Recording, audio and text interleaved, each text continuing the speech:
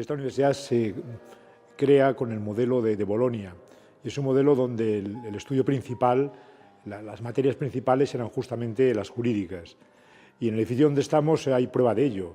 Es decir, al menos hay 3 espacios donde en las aulas de este claustro inferior hay una referencia jurídica. El propio Paraninfo al derecho canónico, el aula de Unamuno también al derecho canónico, o el aula Salinas al derecho civil, pero el derecho civil es al derecho laico, al derecho de la República, ¿no? Que se decía, para decirlo exacto, con más exactitud.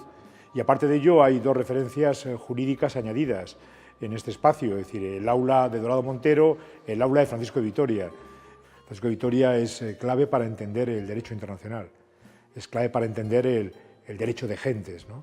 El que los indios también eran gentes, el que el derecho que tenían los españoles cuando llegan a América o cuando llegamos a América es el derecho de conquista, no es el derecho de ocupar una res nullius, es decir, algo que no es la de nadie. El derecho es el resultado de un modo de entender el mundo, es el resultado de la filosofía, el resultado del modelo de Estado en el que se sitúa. Evoluciona la sociedad, en primer lugar, cambiando de origen del poder.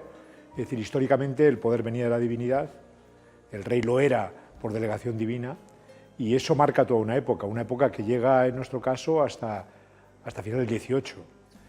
Pero además, realmente el derecho siempre ha estado vinculado al poder. Basta con mirar la fachada de la universidad. La fachada de la universidad es un canto a la monarquía, ¿no? Es decir, la universidad por los reyes por la universidad, y eso es una referencia a que la universidad es una herramienta clave del poder, una herramienta clave del poder real. Al final del XIX, la segunda mitad del XIX, se plantea con carácter general en derecho penal la necesidad de que se eviten las elevadas tasas de reincidencia y de que la pena, la respuesta del derecho penal, busque que aquel que ha delinquido deje de delinquir.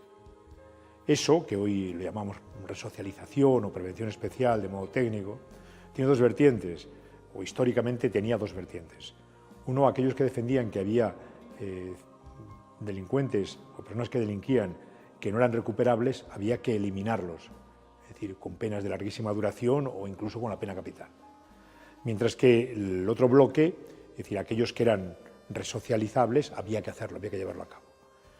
Lo que desarrolla Dorado es justamente esa segunda parte. Él no cree en la inocuización, cree por el contrario, y es su raíz correccionalista, en que de alguna forma el delincuente es un enfermo, tiene una patología que le lleva a delinquir, lo cual era coherente con planteamientos bastante frecuentes en la época, ese modo de ver al que delinque.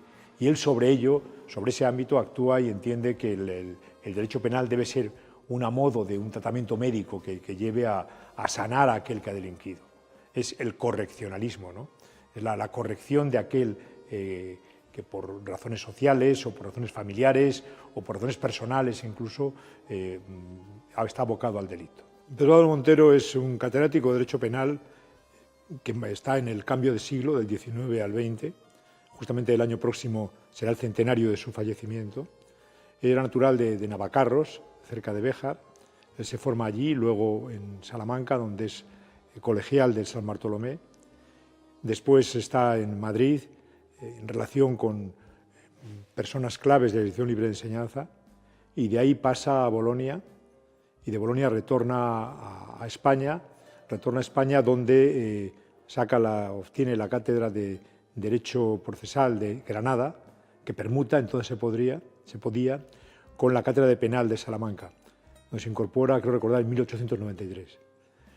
Entonces está en esta ciudad y realiza probablemente la obra más original de derecho penal de la época. Es el penalista clave de ese momento histórico en la ciencia penal española. Marca desde luego un antes y un después.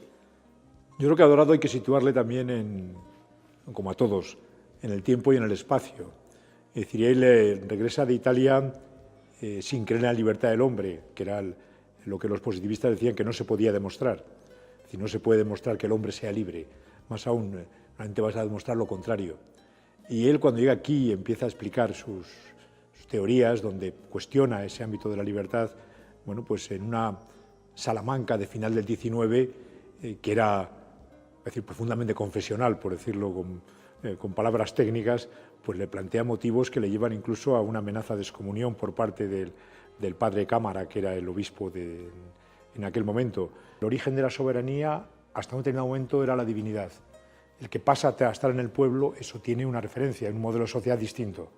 Es decir, creo el Estado, teóricamente a través de un teórico pacto social, para defender unos derechos anteriores al propio Estado. Es decir, el hombre es anterior al Estado. Y eso es clave para el rey. Bueno, ese pensamiento a España llega a través de esta universidad. A través de esta universidad, el final del siglo XVIII y los primeros años del siglo XIX, fundamentalmente.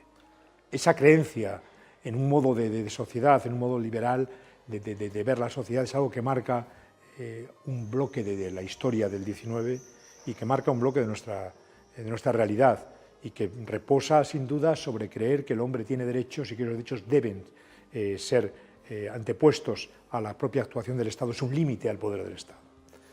Eso marca y el elemento clave o se proyectan de modo contundente sobre el derecho penal, porque el derecho penal es el ejercicio de la violencia por parte del Estado.